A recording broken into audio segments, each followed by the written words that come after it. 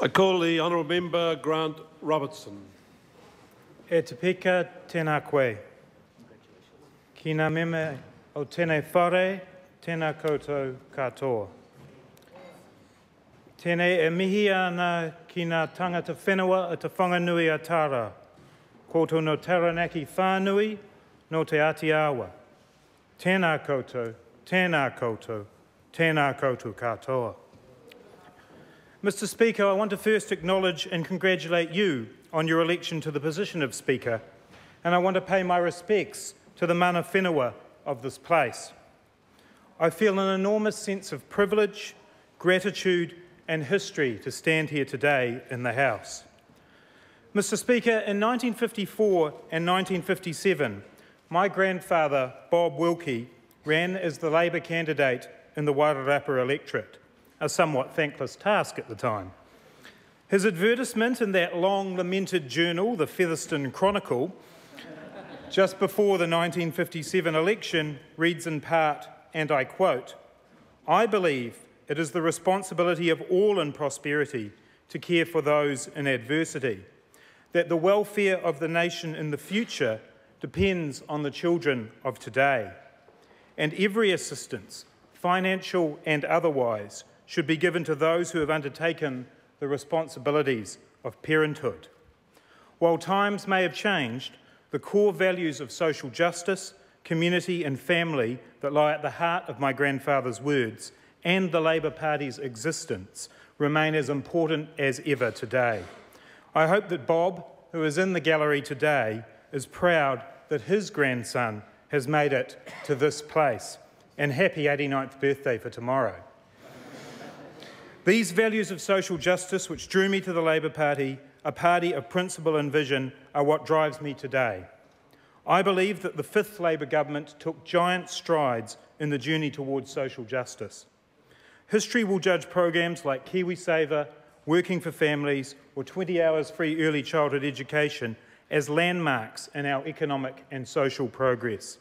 I felt privileged to work with and for Helen Clark and Michael Cullen, true campaigners for social justice, and people who have dedicated their adult lives to the betterment of New Zealanders.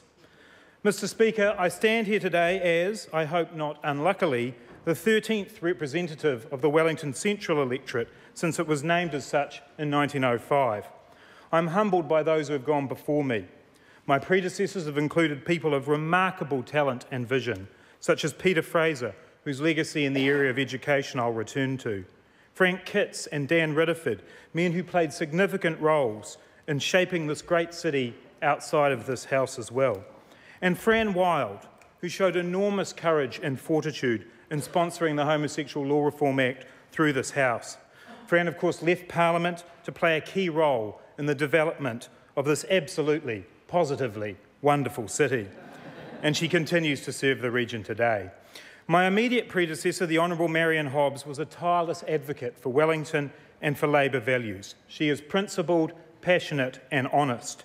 I could not have had a better teacher when it comes to representing the diverse communities of my electorate. I can't promise, as Marion did, to call everybody darling, dearest or thingy, but I do give my commitment that I am first and foremost the MP for Wellington Central, and that I will stand up for all Wellingtonians and for this city and its beautiful environment. I want to acknowledge in the House the two other cast members from the campaign we called Survivor Wellington Central.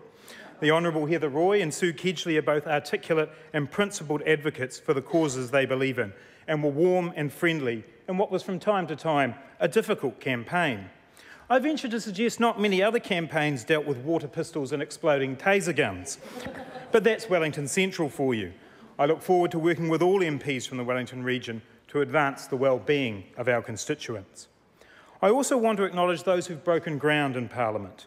In particular, I want to salute my colleagues Marion Street and Chris Carter. In his maiden speech 15 years ago, Chris Carter said that he hoped his presence would make it easier for other gays and lesbians to aspire to political office. For my part, I can say that it has. I am proud and comfortable with who I am. Being gay is part of who I am. Just as being a former diplomat, a fan of the mighty Ranfurly Shield-holding Wellington Lions, being a fan of New Zealand music and New Zealand literature. My political view is defined by my sexuality only in as much as it has given me an insight into how people can be marginalised and discriminated against, and how much I abhor that. I'm lucky that I've grown up in a generation that is not fixated on issues of sexual orientation. I'm not, and neither should others be. I am here today on the strength of support from my friends and family. In particular, I want to acknowledge the support and love of my partner, Alf. We are living proof that it pays not to stereotype. We met playing rugby. I was the number 8 and he was the halfback.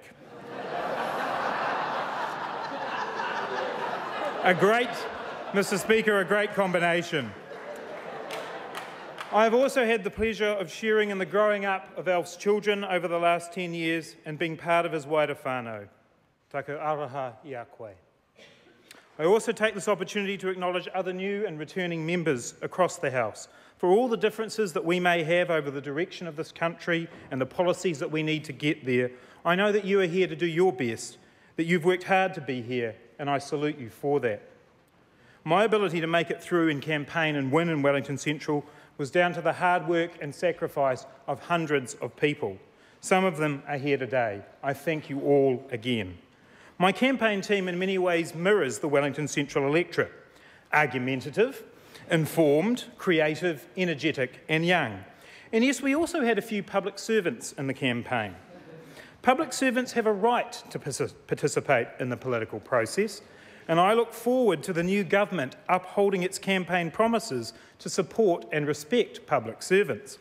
Can I suggest a good place to start might be to stop referring to hard-working public servants as useless bureaucrats? I've been a public servant in this town, and I know that almost without exception, public servants give their total commitment to the government of the day, whoever that may be. Wellington is, of course, more than, as Don McGlashan puts it, the suits and the briefcases along Lambton Quay. It is our most sustainable city. More people walk to work or take public transport than anywhere else in New Zealand.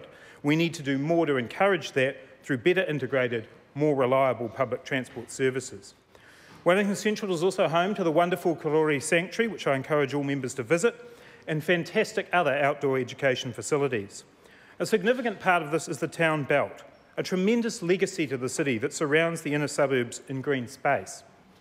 There are some questions around the legal status of the town belt, and from time to time land has been taken from it for other purposes.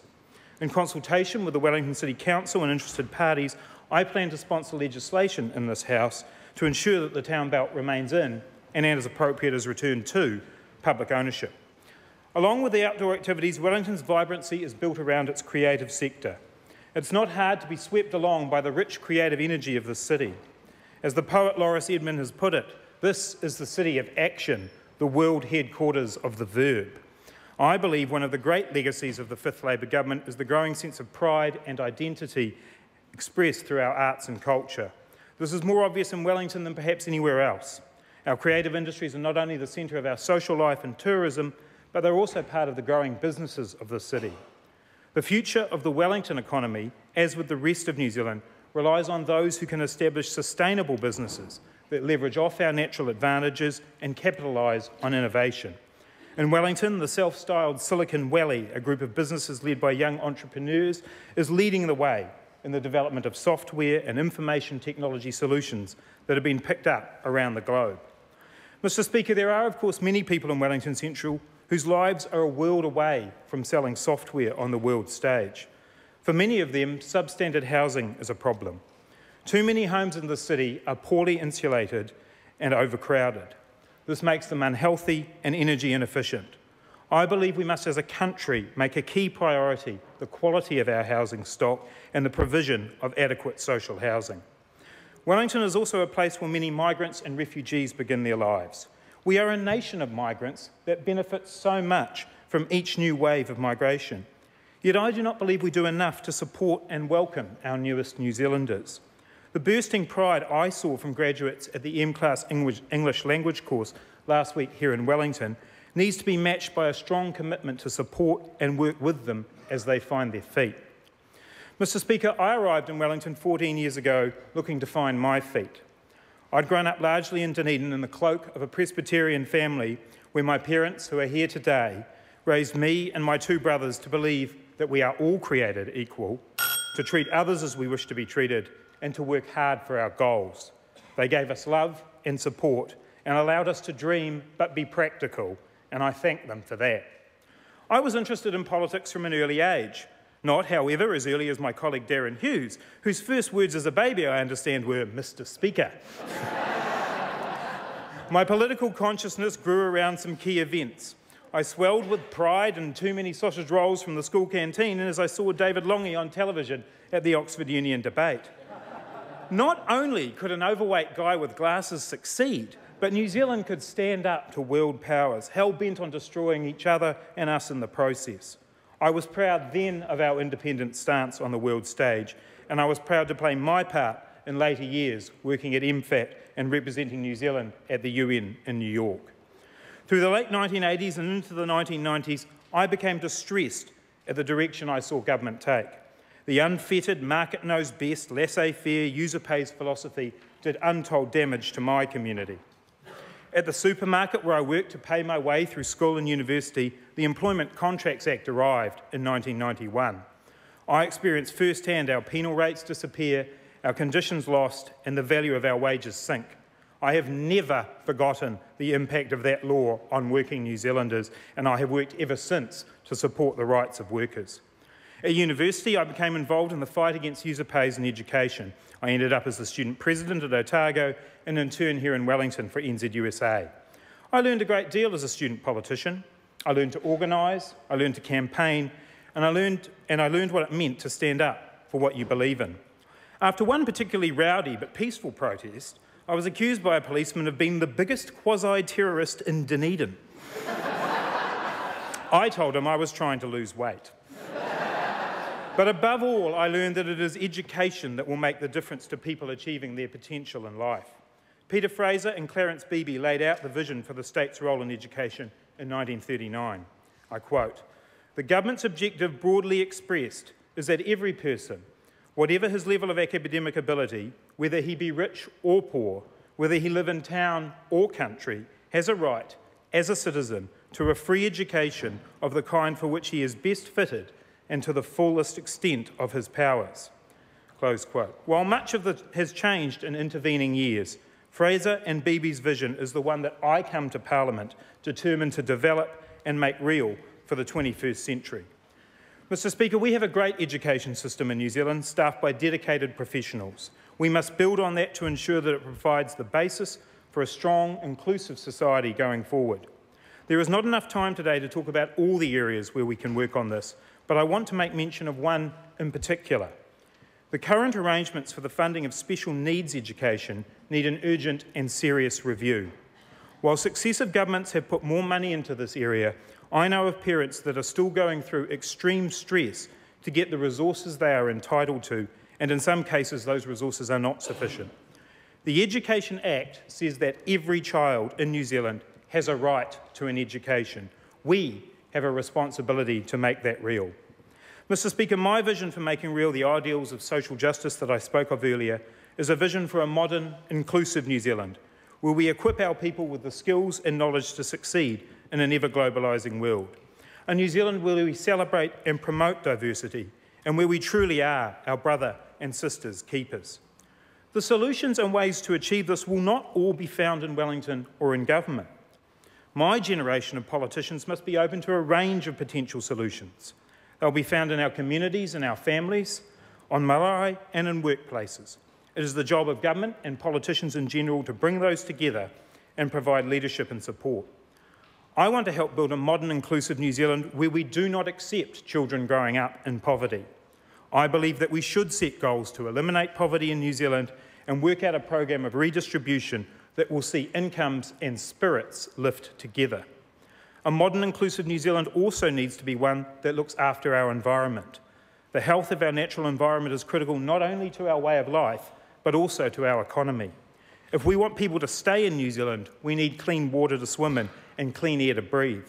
If we want carbon-conscious consumers across the world to buy our goods, or tourists spoiled for choice to choose to come here, then we need to be able to show that our 100% pure, clean, green image is a reality and sadly, in many cases, it is not. A modern inclusive New Zealand will be one where we do not build more jails, but where we work with and across communities to ensure that people do not end up in prison in the first place. A modern inclusive New Zealand needs to ensure that we acknowledge the place and role of Māori in New Zealand as tangata whenua and the Treaty of Waitangi. I would like to promote one small step in that regard. I believe that te reo Māori should be taught in all schools for all pupils up until at least age 14. Learning a language is one of the keys to understanding a culture, and in this case, it's our own culture. This is one small step that we could take to build a more harmonious society. A modern inclusive New Zealand will harness the best of being a Pacific nation. The emerging Pacifica communities in New Zealand need to be supported and developed, and those communities will also play an important role in New Zealand's place as a peacemaker and conflict resolver in our region. In conclusion, Mr. Speaker, quite simply the reason I entered the political arena is because of my belief in social justice. My desire is to play a part in making my community, city, country and world a fairer and more equal place, because it is that equality that will drive aspiration, opportunity and success for all. In my time in this Parliament, it is my commitment that I will work to build an ever better, fairer New Zealand, where we seek to ensure that achieving your potential is not just the preserve of the privileged, but possible for all. Nō reira, tēnā koutou, kia kaha, tēnā koutou katoa.